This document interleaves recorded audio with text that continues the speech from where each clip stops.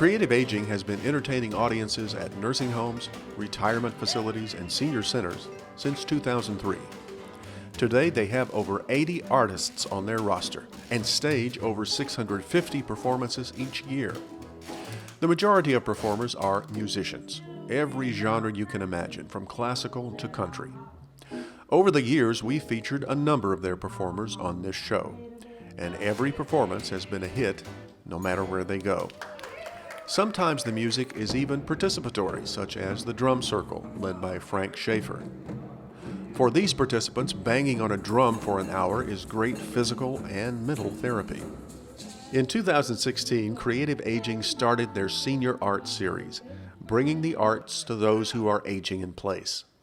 Held multiple times a year at Theater Memphis, the Senior Art Series features Memphis performers like Joyce Cobb, singing from the Great American Songbook, and actor Ron Jewell, who brings Mark Twain back to life with his convincing performance. This year, Creative Aging is starting something new. It's called the Senior Studio, and it features a multi-week series of classes in various artistic endeavors. At the Bartlett Senior Center, Lee Cagle is teaching a 6-week class on playing the dulcimer. As Lee points out, the dulcimer is one of the easiest stringed instruments to play, which makes it an ideal choice for older hands. We tuned it so that all the strings were in harmony, and you only have to play one string. And you can play note for note on the melody string, and you don't have to worry about chords. When you do something like a guitar or a mandolin, the fingers have to reach around a fretboard, and you have to put down at least 2 fingers to get a nice sound. And so that's difficult for young fingers and older fingers. And this, they can just put their thumb down and go. Besides the entertainment value of being able to play a musical instrument, Lee says learning to play the dulcimer, or any instrument, is a brain stretcher. It makes them think about something that they've never done before. The studies will tell you that doing things like crossword puzzles are great, but you're doing something that you already know. And so this is learning something totally different. They say, well, I don't know anything about music, but I always incorporate something about music and make them actually think. They don't have to memorize it and they don't have to be good at it. It just opens up their brain to thinking in a different way. The response to the dulcimer class was so great that the Bartlett Senior Center had to add another weekly class to handle the volume of people who wanted to learn this classic folk instrument. Back in Memphis at Wesley Tower, a group of residents are learning the craft of ceramics.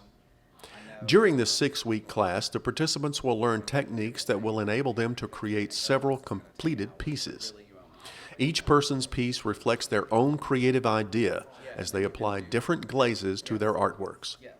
The glaze, which looks a bit like mud right now, will turn into a brilliant color when the piece is fired. Aside from creating a beautiful piece of functional art, these students are improving their motor skills. And, as their instructor points out, a ceramics workshop is a community event.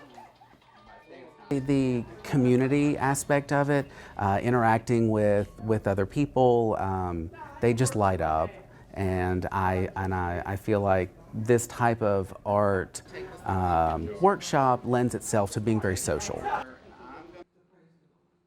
These acting students at the Bickford Senior Center are performing an exercise called Freeze. The group is given a situation to ad-lib. After 30 seconds or so, someone new tags in and changes the scenario. The other actors must ad-lib in this new scene. The participants in this acting class are learning skills that they will use in an original show, which will be performed at the end of the 6-week class. But learning is a two-way street, as the instructors discovered. I learned so much. It was like I'm creating a project and I'm learning a complete legacy that I didn't know about, and I felt as though I was well equipped to speak about Black history, but they gave us so many of the small nuances that they went through personally, that their mom and their grandmother and their great-grandmother stories that they passed down to them, and it was just such a enriching process. When we were filming, we felt a palpable energy in the room. It was exciting to experience the enthusiasm of these 60 and 70-year-old first-time actors. and they will carry the rewards of their performance to their next stage.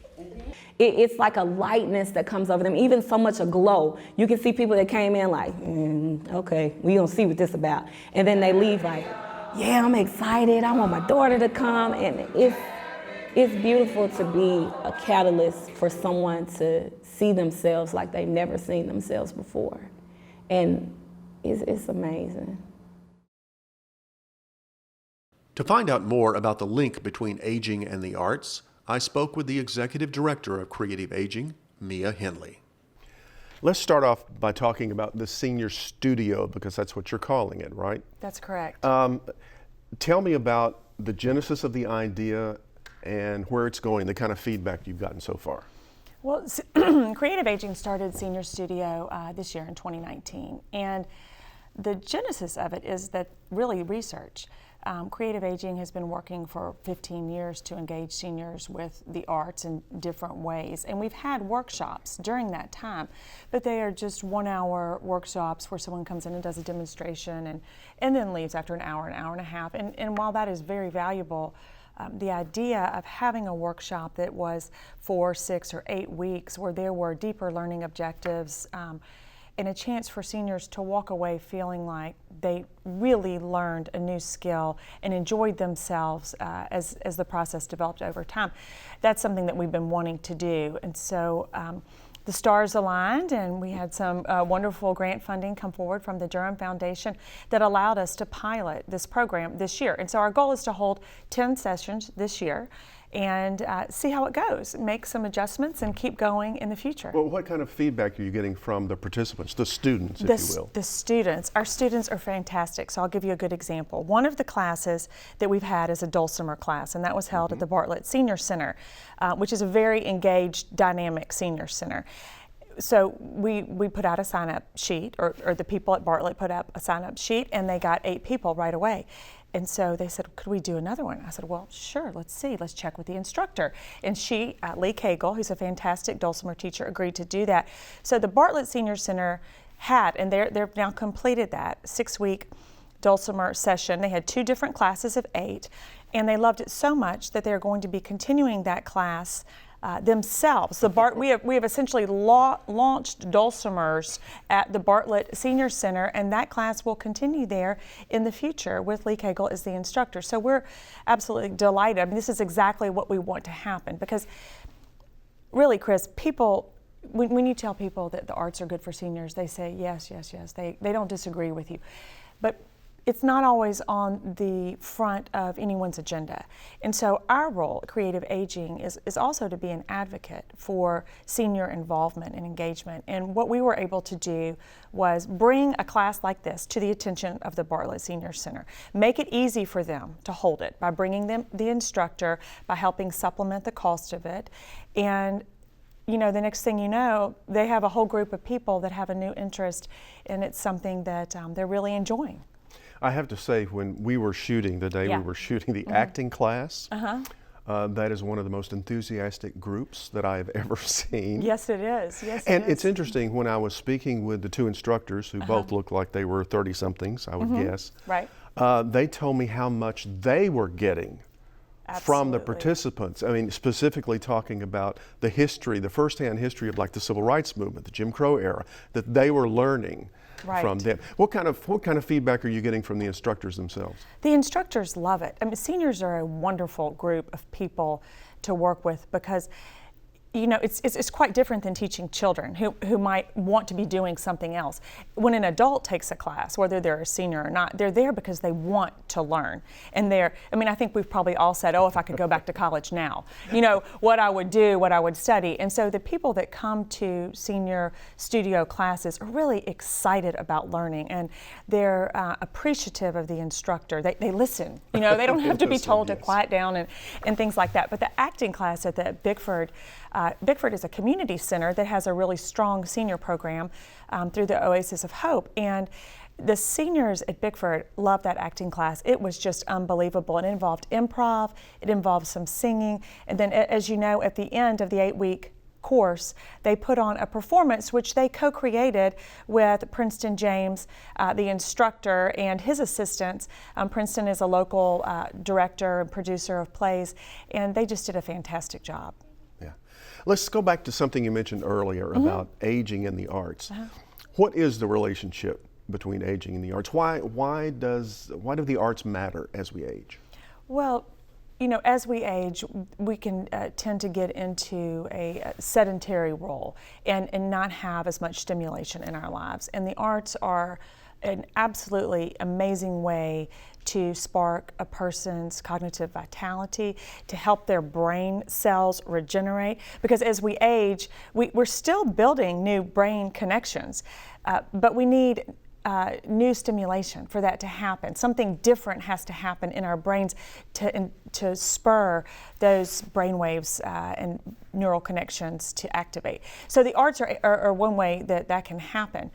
There are lots of studies out there that have found, you know, dramatic social, emotional, and actual physical health improvements occurring in the lives of seniors who are engaged in the arts on a regular basis. And that can be, you know, I think sometimes people think the arts are the fine arts, and it can be the fine arts. It can be the symphony and the opera and theater and things of that nature. It can also be, you know, an art form that's very popular in the Memphis area, blues or jazz, watching, you know, fire eaters on the street. I mean, there are lots of ways to inspire our minds through the arts. You know, there's so many new studies now talking about isolation and the dramatic impact, negative impact that isolation has in people's lives. It's a very, very serious health risk. And in senior communities, that's a real issue. The arts are an incredible way to bring people out of their shell, if you will, the little house they live in, the apartment that they live in, and bring them down to a common space where there's something happening that's a real community connector. And I can tell you many times when we have shot in the past, I've seen people in nursing homes, in memory care units, open up when the band starts playing a song that they recognize. So there's, you know, there's a physical aspect, they get to moving, there's an emotional aspect as well. Right. You know, when you see the dramatic change that happens and the faces of the seniors as they watch the music, the mood is lifted, the spirit is lifted, and you know, having a sense of hope is an incredible thing for people, and a sense of connection, feeling like they belong in a community. You know, it's one thing for young college kids to go off and live in a dormitory with you know, hundreds of people they don't know. But when we ask people who are 75, 80, 85 years old to go do that, it's a different thing, and it's not quite as easy. So it's a wonderful thing to see the arts bringing people together, and they do that for people of all ages, and seniors are no exception. Well, Mia, thank you very much for being on The Best Times and talking about creative aging It's great to be in the here. arts. Thank you.